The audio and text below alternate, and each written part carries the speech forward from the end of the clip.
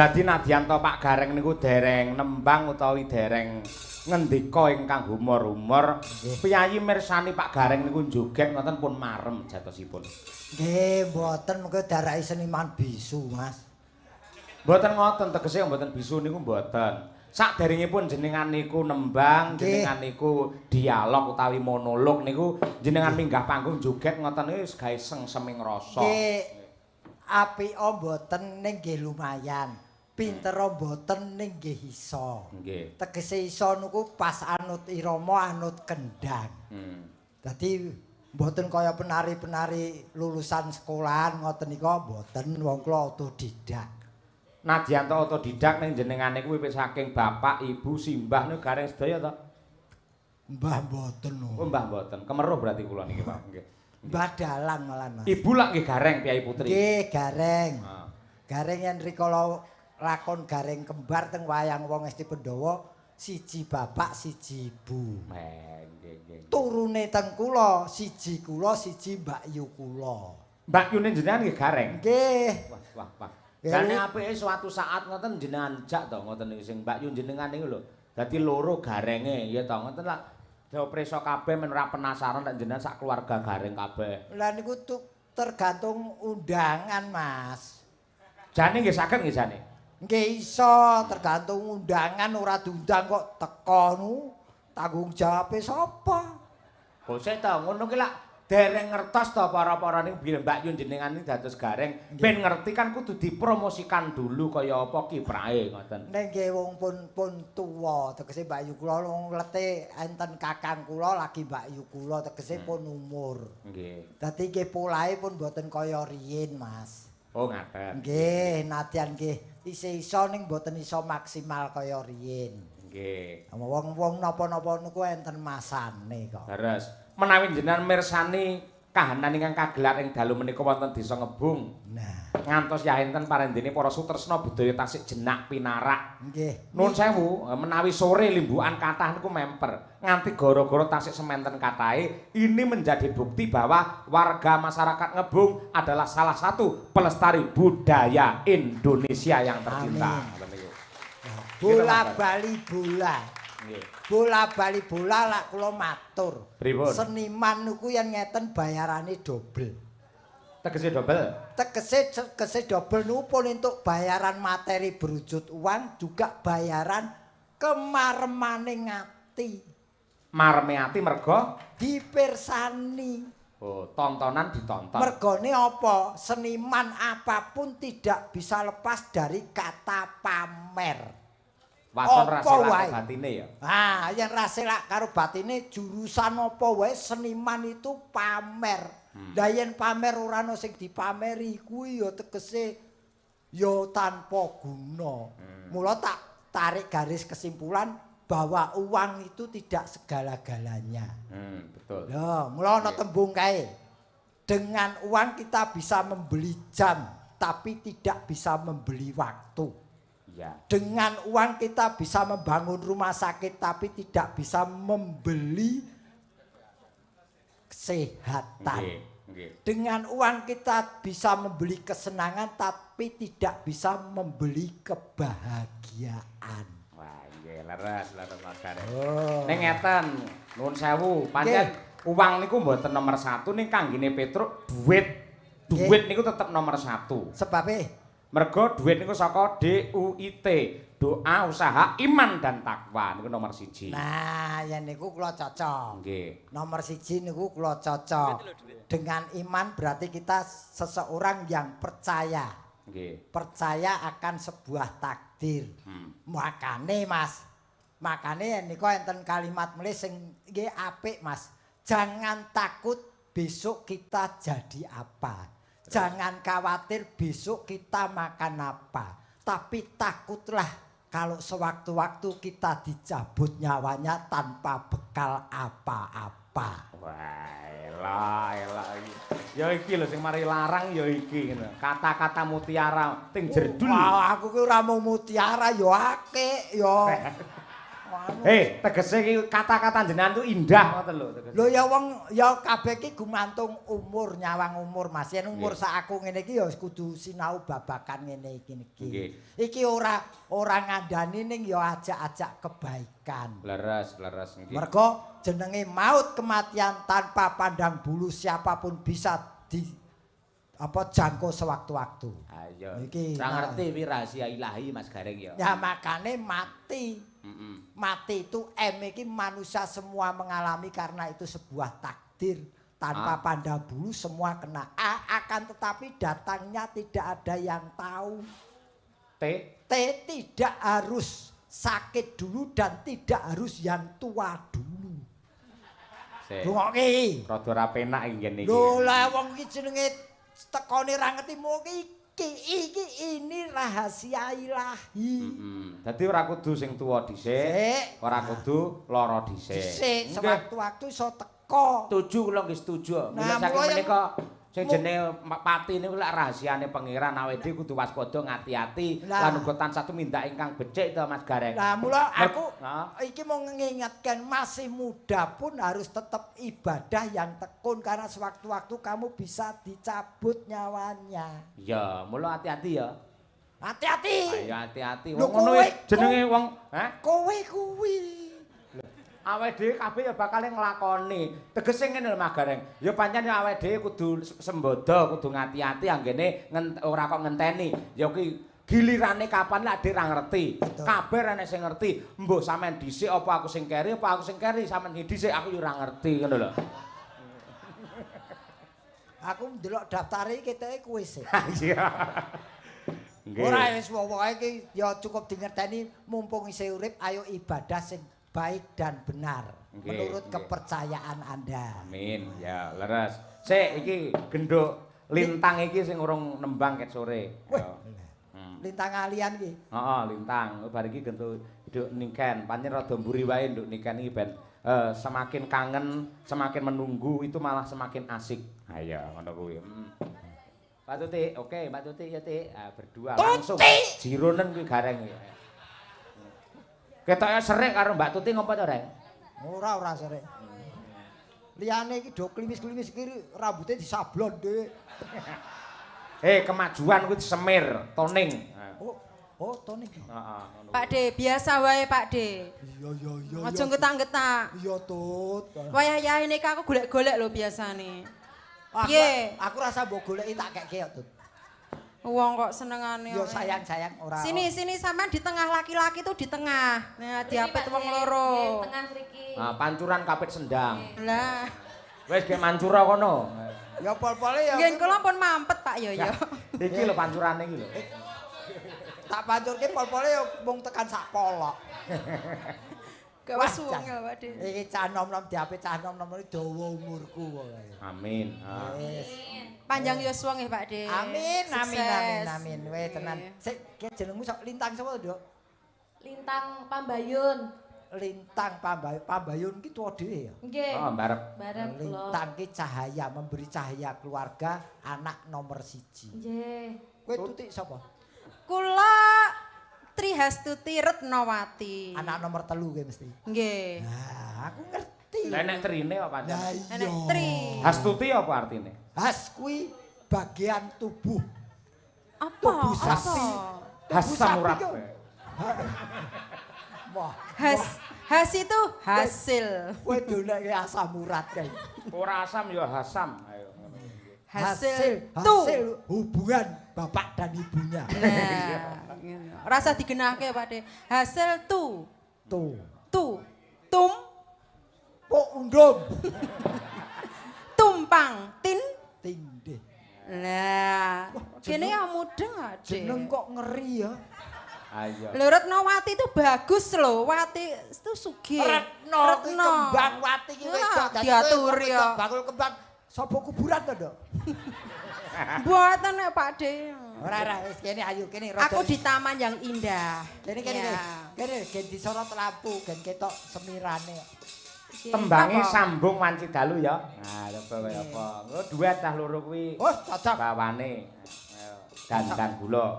Ayo Lin. Dandang gula bawane. Lintang sik po Tutik sik. Ya sing sepuh dhisik, sing senior dhisik. Bila nek sepuh biasanya nesu ngene. Ayo.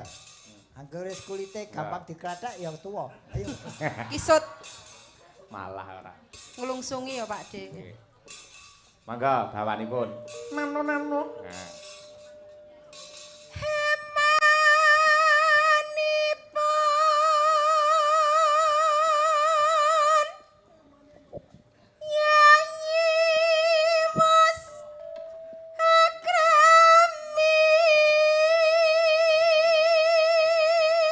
Yayi, Anje Kang Mas. apalamu ora cetha. Enggih, ketinggalan nggih ngoten. Marian kan jenengan lho, dadi aku terganggu. Grogi. Terus Lah, iya, no Yayi.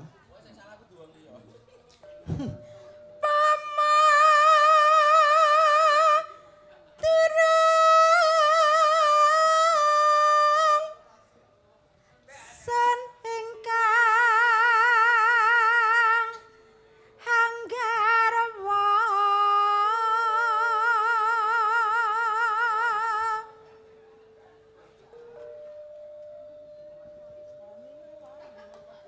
Sopo ki sing nembang meneh? Lho iki bengko sing ngodho aku kok urung-urung Oh, pindah. dereng. Mbak Tuti, Sik, Mbak Tuti. Tekane titik sik. Nggih. Ya. wang ayu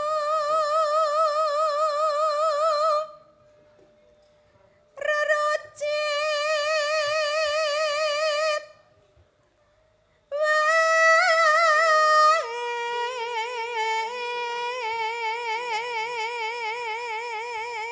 Oh, lintang pambayun.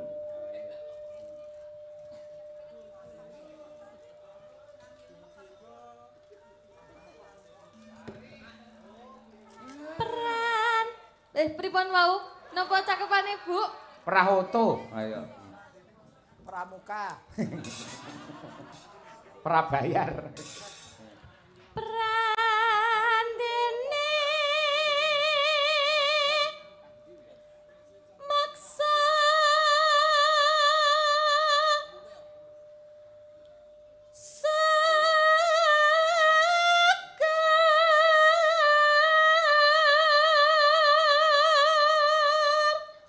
Minoi.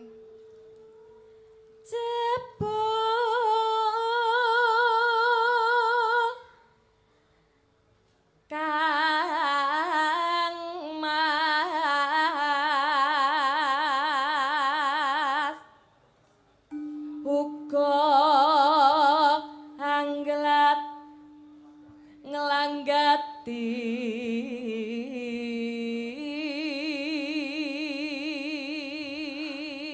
Oh, Mbak Tuti. ayo ta sambung rasa Neno.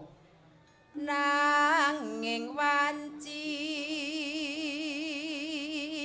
dalu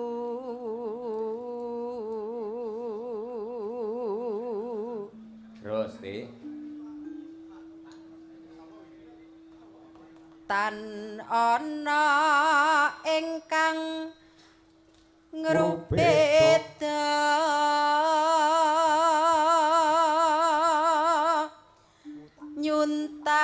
nyuntak tresna sanadyan srana piranti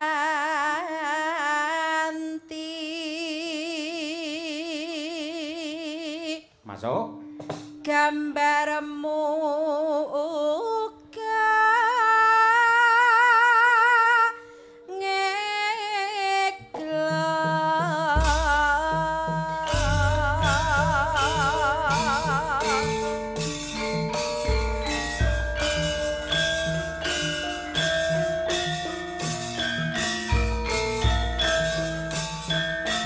Out.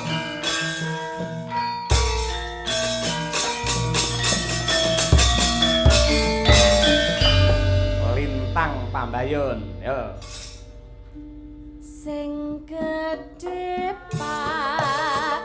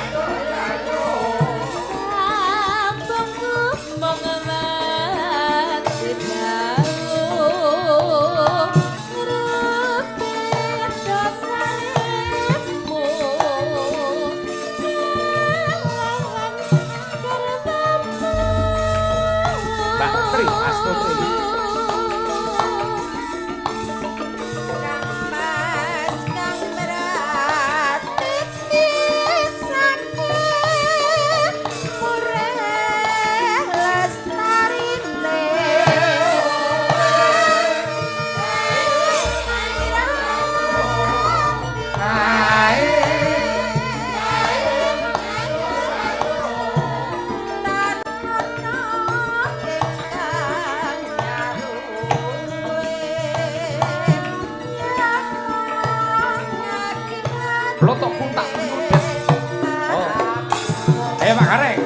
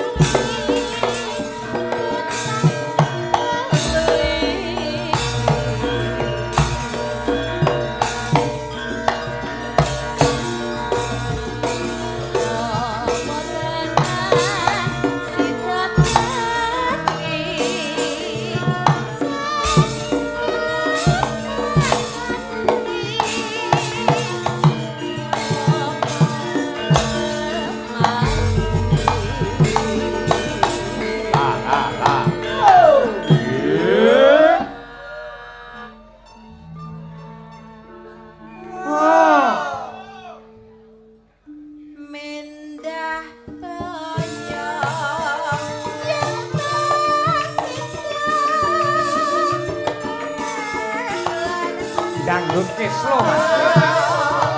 Bareng Pak.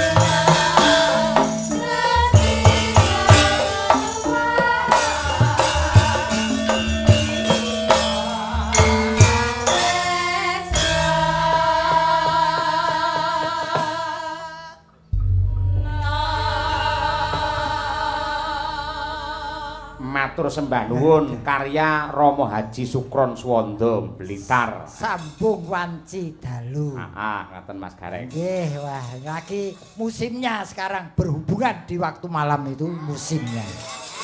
Kok iso kaya apa wae musim-musiman barang. Iya, iki pancen musime wong nglimpekke. Iya. Gendut nikan sing wis dianti-anti para penggemare. Nggih. Coba supatipun rek ayu rek. Ayo. Ya nduk, niken salindri coba kaya apa. Yo. Dados.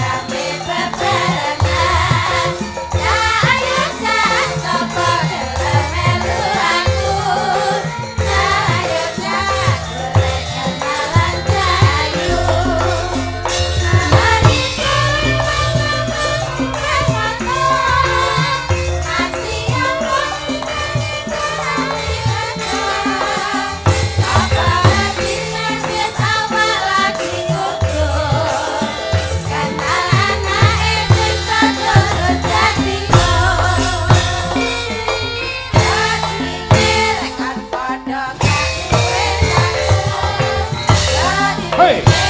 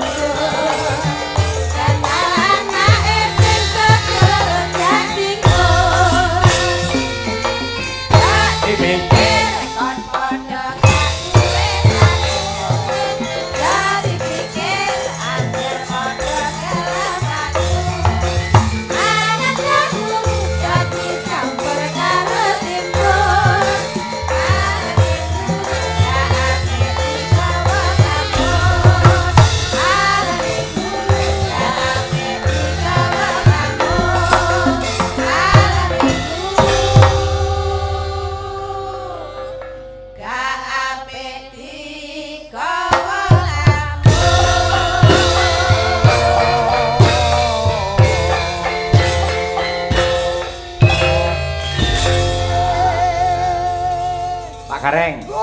Bareng genduk niken iki ngangge kebayak sing tradisi prasaja kaya ngono kuwi. Aurane metu malah saya merbawani. Ya, sing merbawahi mergo iki slendange karo klambiku iki chemistry. Ya, Apa? selendang ngetok. Selendang ngetok kuwi mau asine arep nggih selendang coklat. Berhubung aku ngerti nek sampean ki mau nggih bayah sampean nggih klambine iki merah marun, jadi aku menyesuaikan selendangku tok. Lah selendang lah sebagai pengikat antara dirimu dan diriku. Wah. Pengikat sebagai apa itu? Yo, sebagai kakek dan putu. Oh iya.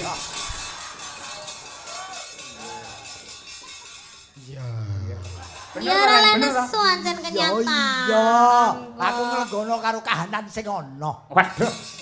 Nek wancane ya iki sak tingkate putuku. Bener no. Ngono wong bocah iki ya lagi umur pira ya nduk ning awakmu wis lemu-lemu to. Iki wis kuru lho. Kowe ngene lho, kepengin kuru iki gampang.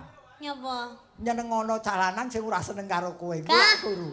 Mah, Ana ora? renek. Raja Mala kae.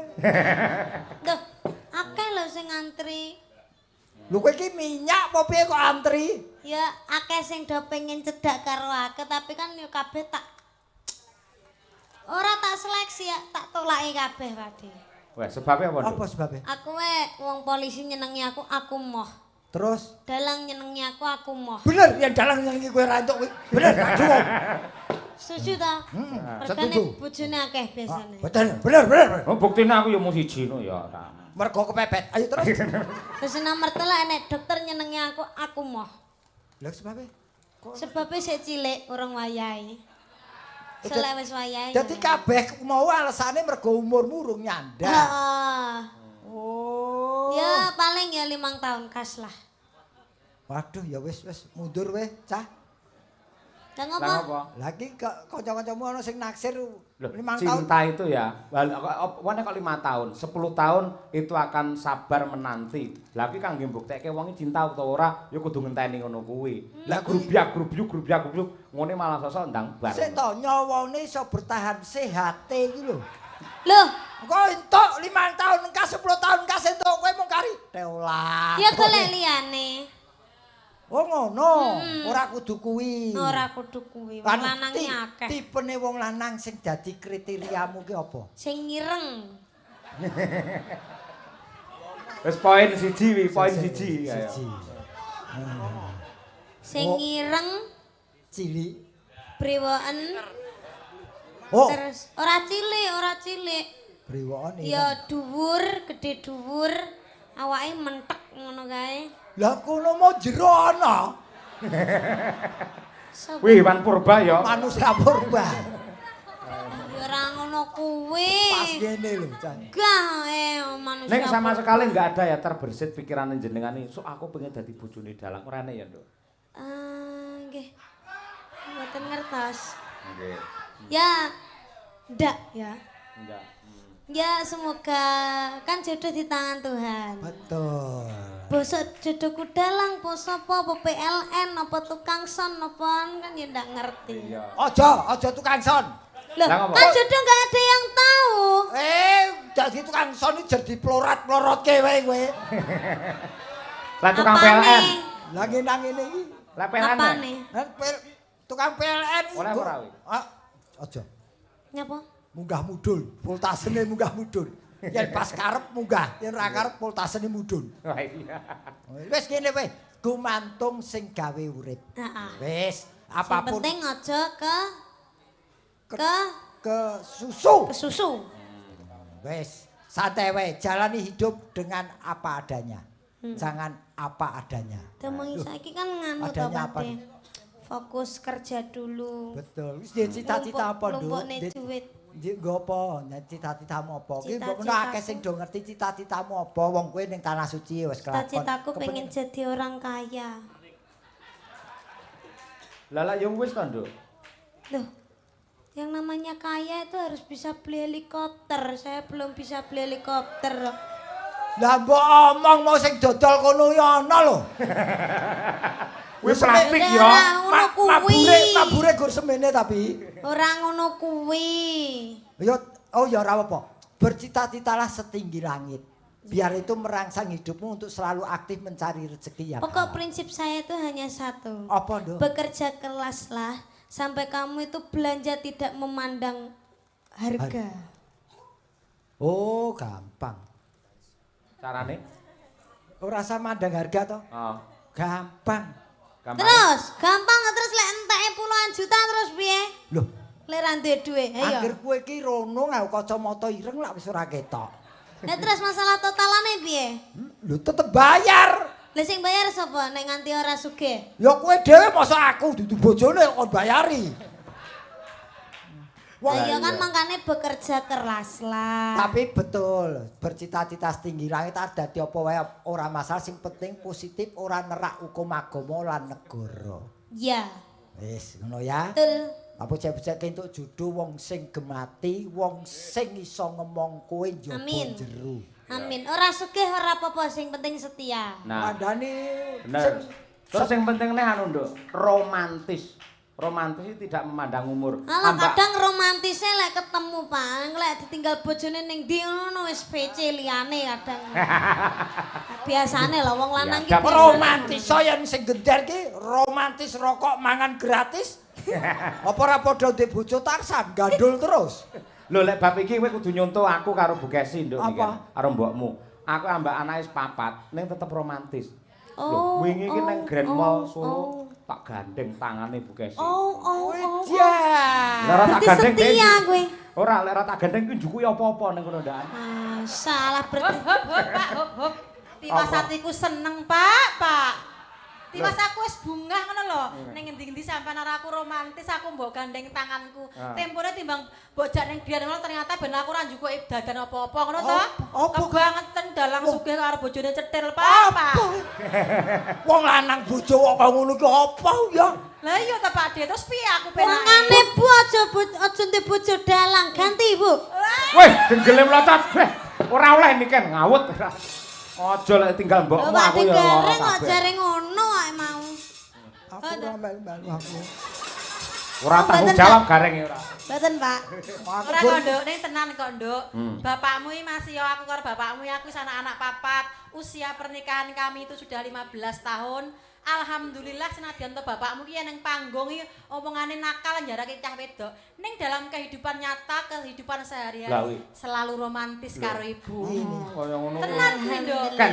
Dan Cahyo ki ora bakal ninggalke Kesi. Sebab mergo yen ninggalke Kesi yen tanggapan ora bakal dikesi. Mesti kredit. Nek yang bojone Kesi tetep dikesi.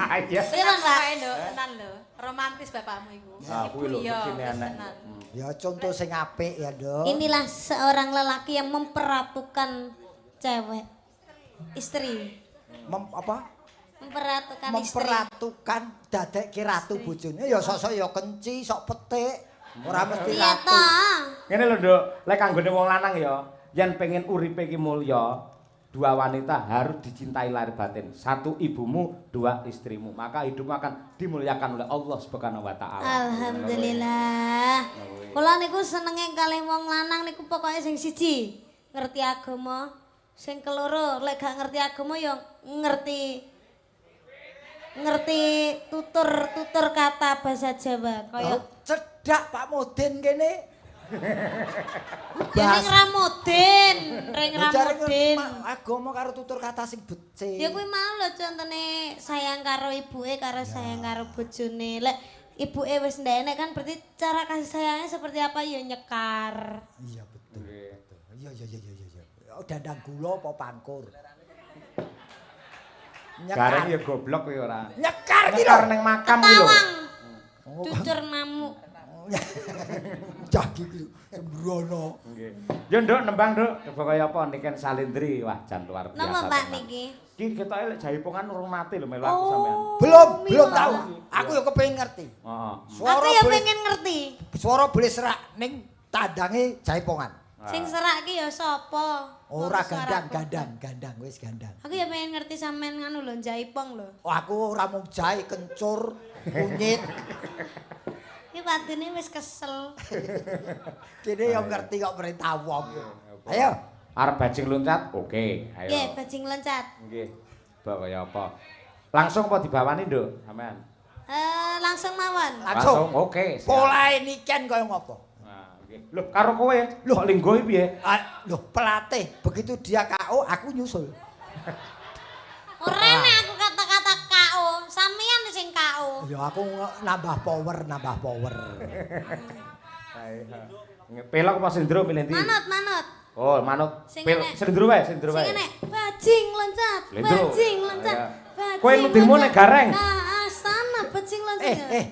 Dudu bajing. Ngan.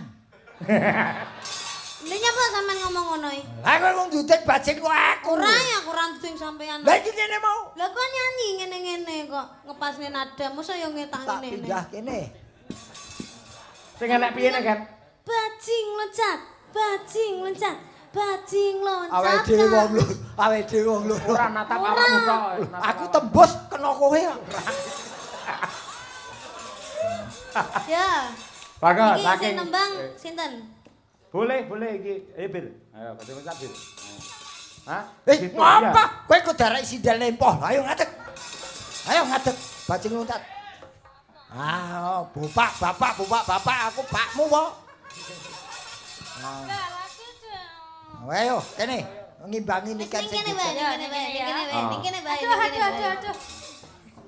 Ayo, wae blocking apik stand dhuwur stand ngisor. Ayo. Nggih. Yo, bajing loncat. Yuk, saking balungan dados. Hoi.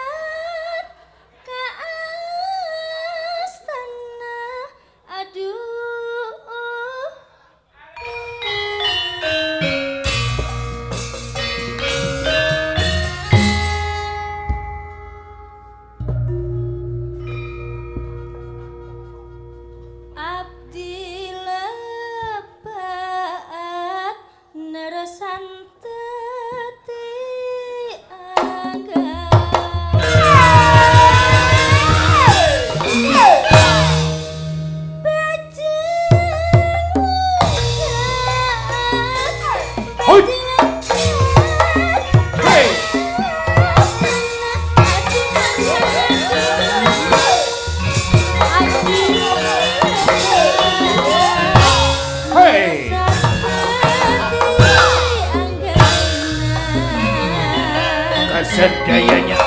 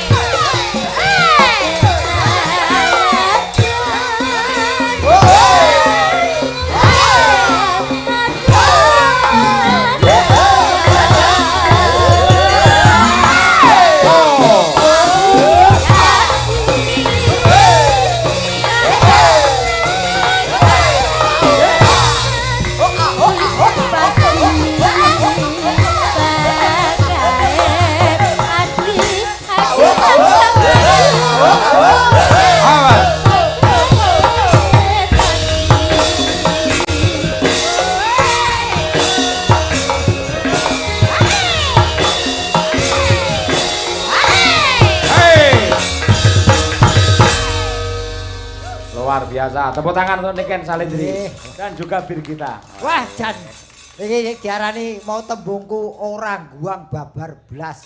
Pawan becik rupa ayu swara apik lan joget yo mapan. Multi talenta dan dia nganu apa jenenge multi penyerap ilmu. Multifungsi. Masa multifungsi iki lho. Aku robananan iso. Iya. Selawat iso. Jineman langgam bobo iso. Lah iya tegese. Dangdutan iso, senam aerobik iso. Kuwi jaipongan iso, nari iso. Ya kuwi multi talenta ora multi apa mau Fungsi. fungsi multifungsi kaya kunci pas wae. Aku benane lampu yo iso. Oh kuli. Ndak apa-apa, semua pekerjaan harus bisa. Jangan sok merintah orang. Kalau merintah orang pun kamu sebetulnya juga bisa. Iya. Tapi takoni yen kaya iki mau sapa-sapa nemplek lho. Iya. Sapa-sapa nemplek ning niken jane. Piye maksudnya? Saya Yo. bukan murahan loh. Lho, enggak maksude kuwi ngelmune sapa-sapa nemplek mlebu nyang kowe. Oh, dadi aku ki kaya nyedot sinyale wong ngono ya. Hukume halal. Ning panggung pertunjukan sapa niru sapa hukume halal, waton bertanggung jawab. Apa dengan yang ditiru? Iya. Ki tak kandhani kowe. Mula di nganu. Lho jane ya padha to Mas Gareng karo jenengan. Sampeyan yo multi talenta lho sampeyan. Lho iki ngerti. Joget apik, Iki nembang bergas, puisi ya apik, nyopet. Ngerti dhewe wong entuk-entukane tak bagi karo dhewe. Aku ndek ingin anu to wargaku kecopetan. Wargaku kecopetan ceritane. Piro? Ya akeh pokoke duite desa barang ilang. Dompete wernane Ireng lek gak salah. sing wingi. Sing wingi. Iya to, nek Lah koncone iki wis kaya sama copet iki. tertangkap CCTV nek tuyul kliwar-kliwir. Gek wong iki wajah iki putih kabeh ngono. Heeh. Terus mburine nek buntute. Oh, tapi wajahnya putih. Gek ngono yang duwe rambut. Kaya tuyul ngono lho, tapi iki kaya tuyule iki wajah-wajah celeng. Waduh. Putih ngono. Putih. Bukan satu figur, dua figur. Aku tuyule mungkin celenge kono. Ya. Ora aku ora celeng aku babi kok. Robot kowe kuwi ora. Lah iki masa wong tuyul gandengane karo celeng lho koyo. Tuyul nggeret celeng. Yo. Kusik tuyul gerek celeng kok kurang gawean kok piye? Lah kan nyepete bareng-bareng. Babi ngepet ngono lho kok tuyul kok celeng. Ning tenan takoni ya. Ya inilah ini warga aku ngerti prosesnya dari kecil kan wis kerep ketemu niken. Iya, ket aku umur 4 tahun wis gandeng sampeyan. Ngene iki. Oh. Ya jaman sampean ket sik enom kae. Oh ya toh. Nah, Nah saiki keklek to tuwek keklek arep ngene keklek. Saiki Wis wis sepuh. keriput. Keriput kabeh Ning wis. semangate isih enom. Oh. Apa meneh yen ketemu iki kanca-kanca pradonga nom-nom ngene iki tambah nom, powere tambah. Saya anggar iki mau ketemu sing bangsa tuk tuk tuk tuk ngene. Sawui. Nggih. Alhamdulillah. Iki mau wis joget, saiki nembang gitu ya. Iya. Tapi nembang. Sing lagu kekinian lho. Hah? Lintang Aswaje. Kah?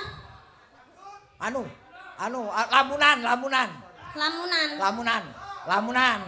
Wis. Bareng. Lestari. Pripun? Napa? Lestari napa lamunan? Mas Lestari lunga melu bojone. Ya, nggih. Apik lamunan. Oh, lamunan ya, Dok. Iya, Nggih, lamunan. ya wis sakarepmu Ya, lamunan. siap. Monggo, nggih. Aku kangen lagu lamunane Madangkara. Iya. Aku yo kangen nduk. Ayo. Ora tau metu lek sampean reneng ayo. Mangkane ngejak to, Pak? Hah? Ngejak mangkane. Ngejak sapa? Kula. Lah kowe omong apa jadwalmu rentepe kaya ngono. Oh iya, sok tanggal 11 kita ketemu lagi kan? Oh iya. Nang Anjuk. Wah. Dagelane sinten? Rene dagelane. Oh, alhamdulillah. Muga-muga udan terus pangune. Tukane elek. Lah aku ora dijak kok. Lah encen sampean pas ketepaan jare sampean ra iso. Sing Pas ngomong opnem jare sampean telpone kae. kok sik to, wong loro kok direncana iki lho. Loro kok ditanggal.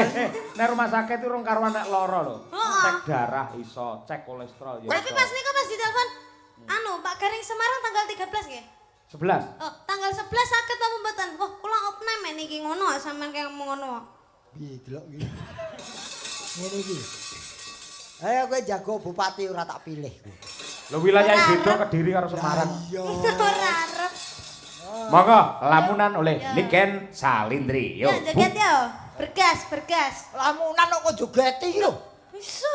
Bisa to? Oh, piye to ora? Ayo November. Noval. Ayo Nopal. Nggih.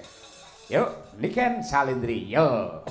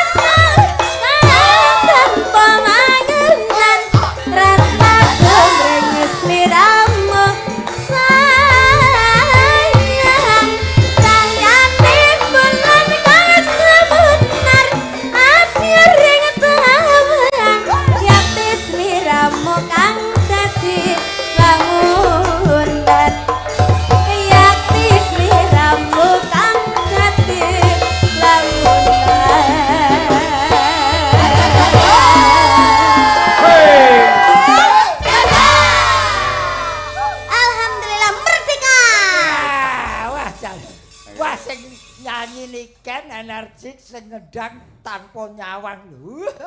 Mas Nopal itu sudah tahu gerak-gerikku. Oh, ya ngerti. Semono uga itu aku juga sudah mengerti kendangannya dia. Jadi kita itu saling melengkapi gitu. Romangsamu ana sambungane chemistry antara kowe karo Nopal. Ora nyawang iso ngendangi kowe to. Sing ngomong sapa nonton monitor ku lho. Lah, ora mesti. Monitore kan kadang ngedepne penonton. Ora iso wong nadyan dheweke iki ngendangi madhep rono ning atine rono. Semono malu aku. Istirahat, Nduk, istirahat. Cepat. Adus keringet nganti kaya ngono lho. Lho iki sing jenenge ya nyambut gawe ras setengah-setengah. Nggih, nggih.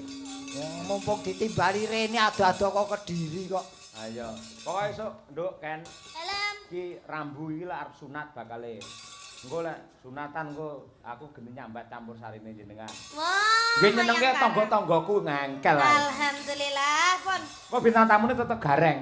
Oh, nggih. Gareng nggih. Purwodadi. Alhamdulillah. Semarang, Semarang, Semarang.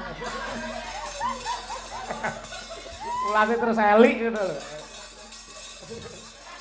Mosok sambatan kowe ora katut. Kowe kebangetan aku. Lah sampe jare ora nampa sambatan.